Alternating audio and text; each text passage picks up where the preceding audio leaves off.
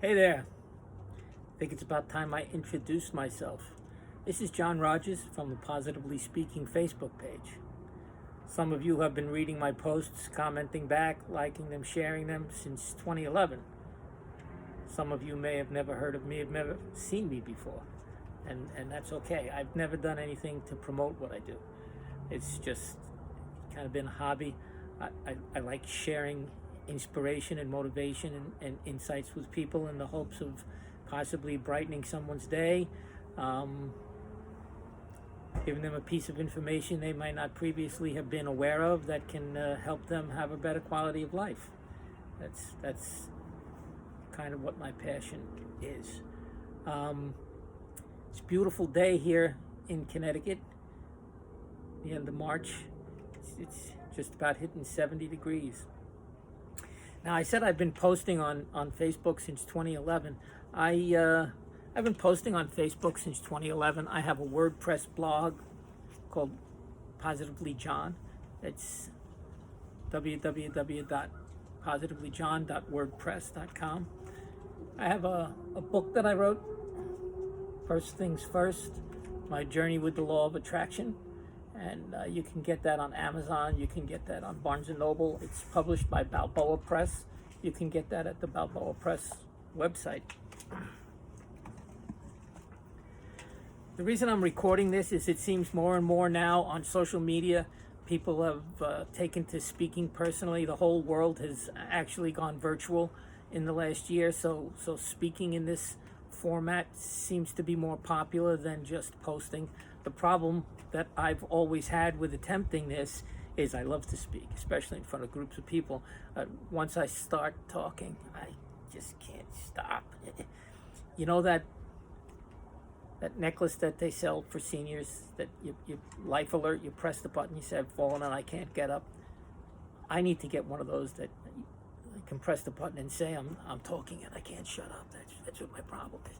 So I've always shied away from doing videos as opposed to doing quick little posts and comments and possibly reposting a quote from a famous author or philosopher or guru and then adding my 2 cents worth or my interpretation of it and what it means to me, and I've had a lot of fun with that. But I think I'm going to start doing a little bit more of this video in the mornings. This one here is going to be a little bit longer than most because I need to introduce myself. But yeah, I'm going to try to keep them maybe under a minute and a half and try to post a couple times a week like this. And I'll see how it goes. If people like it, if people share it, I'll keep doing it, or I can just go back to the pictures and the quotes and a little insight. So just let me give you a little bit of insight into what makes me tick, who I am, and why I do this.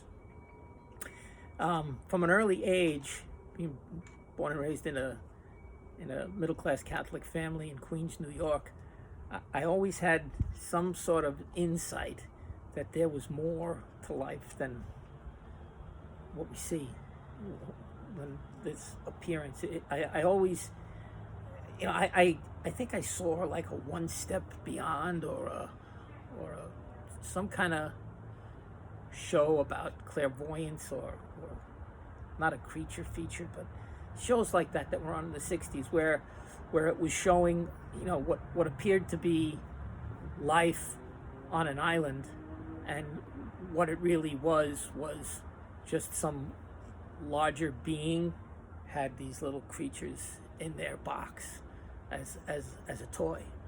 And then there was another show that I saw where there was this whole fantastic love story of a couple alone on a desert island, and when everything was over and it panned out, it was just actually a brain in an acrylic box on a counter that was having the imagination. And I always thought that life is not real. Life is the imagination of somebody somewhere. It's a story that's being played out. And that would explain clairvoyance and ESP and time travel and all these kind of things that we saw in science fiction would be explained away by that. So for a while there in my youth and early teens, I began to doubt as to whether or not I really existed. But then I read something from a philosopher called Rene Descartes, who he delved deeply into, is existence real? Does he really exist?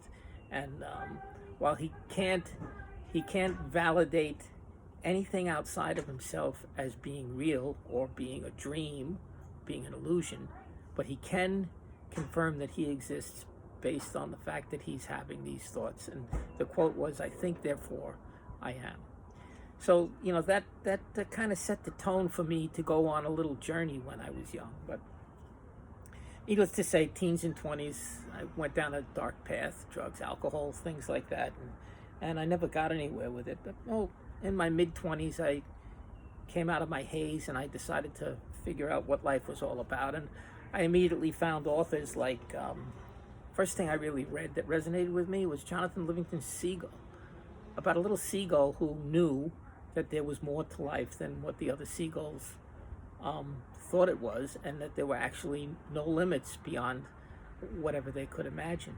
And I read everything that Richard Bach had written, and then I ended up with Neil Donald Walsh and his Conversations with God and Communion with God series, and that kind of followed the narrative that I felt I always knew, that there really was only one being, and all of this was being played out from the mind and the imagination of that one being.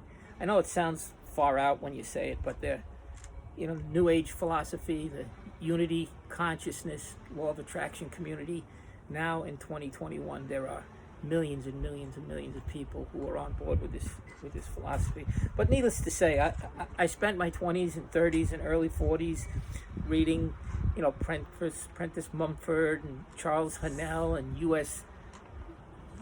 Anderson and the Neil Donald Walsh and Deepak Chopra and Wayne Dyer and Louise Hay and Greg Braden and Eckhart Tolle and Neville Goddard and James Allen, and all of these books that talk about our minds creating our realities based on our expectations and our beliefs and our commitments. And I was always able to equate that to the Christian philosophy of faith, because Jesus taught that your faith will set you free, and your faith has enabled this. And with the faith of the size of a mustard seed, you could throw this mountain into the sea, and everything seems to be integrated together. So that kind of worked for me. But the strangest part was that I never really read anything that struck me as new. All of these authors and all of these books, when I've read something, I was saying to myself, yeah, that's that makes a lot of sense to me. That's what I always thought. So that's exactly why it seemed like I always knew all of this all along. So, I kept reading, got involved in a church group, and was speaking to churches and speaking on outreach nights and mission nights and fundraising nights, and I would speak to youth groups, and I'm in sales. I'm a sales manager, so I would do sales seminars, and I would put in a positively speaking motivational twist to it all the time, and really loved doing that. By about the mid to late 2000s, 2005, 2006, 2007, I thought it was time I started sharing what I knew with others, and it seemed like everything I was taking in was just repetitive, so it became time to start sharing it. And here I am today. Now, the reason I'm so passionate about this is in 2006, a woman named Rhonda Byrne put out a book called The Secret. And this unity consciousness, the law of attraction, became a household word, went mainstream. But one of the problems is, as opposed to people viewing this as the path to peace and love and unity, tranquility and joy, it quickly became commercialized as get rich quick. Because the aspect of, if you believe it, you can receive it, and there is nothing that's impossible beyond your minds of your imagination, and so I always had a problem with that, and that there are so many great authors and so many great coaches and so many great gurus and mentors out there that deliver this message to try to improve lives. But millions and millions and millions of people invest in this with the intention of getting rich. And from my perspective, when you're desperate to get rich, that's based in fear of living a life of lack. And you cannot manifest a reality when you're approaching it from a place of fear, because fear and faith can't exist at the same time, just like dark and light can't exist at the same time, and up and down can't exist at the same time. Fear and faith cannot exist at the same time. And if you're desperate to attain something, that you'll go to any lengths to achieve it, that's coming from fear. That's not coming from faith. That's not coming from a peaceful place. And 99% of the people that invest in programs and workshops and buy these books and go to these seminars about the law of attraction, it's all because they think that they're going to stand in front of the mirror and say, I believe I'm rich, I believe I'm rich, I believe I'm rich, and they're going to get rich. And they set themselves up for disappointment. So that's basically what my book is about. I mean, I'm not saying the law of attraction cannot make you wildly wealthy, and you definitely can. There is nothing that any human being on this planet cannot achieve if they, desire it enough, if they go after it enough, if they believe in it enough. And that's the whole thing, is you actually have to believe. You have to believe. You have to have a rock solid knowing. But when you're desperate for something, that knowing eludes you. And that's the problem. So the book, The First Things First, is about getting back to the basics and getting back to, being grateful for what you have, and extending yourself in outreach to people, and try to connect and make a difference in other people's lives, and be the best person you can be, and look for peace, and look for beauty, and look for joy first. And then the riches and the relationships and the fame and the fortune, whatever else you're looking for, will come afterwards. You got to get back to the basics. First things first.